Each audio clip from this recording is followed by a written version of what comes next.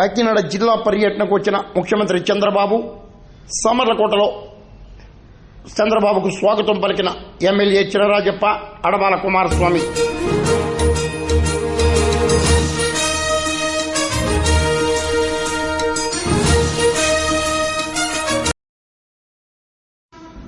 కాకినాడ జిల్లాలో ఏలేరు వరద ముప్పు ప్రాంతాలను పరిశీలించేందుకు రాష్ట్ర ముఖ్యమంత్రి నారా చంద్రబాబు నాయుడు బుధవారం మధ్యాహ్నం కాకినాడ జిల్లా సమర్లకోట చేరుకున్నారు.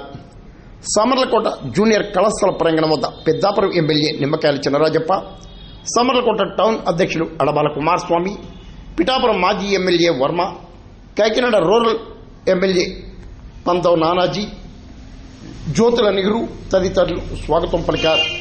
సమర్లకోట నుండి ముంపు ప్రాంతాల పరిశీలనకు చంద్రబాబు బస్సు యాత్రలో బయలుదేరారు. మాజీ మంత్రి చిక్కాల రామచంద్రరావు తదితరులు చంద్రబాబుకు స్వాగతం పలికారు. స్థానిక నేతలు బొడుగు శ్రీకాంత్, బల్సు శ్రీనివాస్, కంటే జగదీష్ మోహన్, జిల్లా ఎస్పీ విక్రాంత్ పాటిల్, జిల్లా కలెక్టర్ ఎస్ఎస్ మోహన్ తదితరులు పాల్గొన్నారు. పరిసర ప్రాంతాల్లో వరద పరిస్థితులు తదితర అంశాలపై జ్యోతుల నెహ్రూ,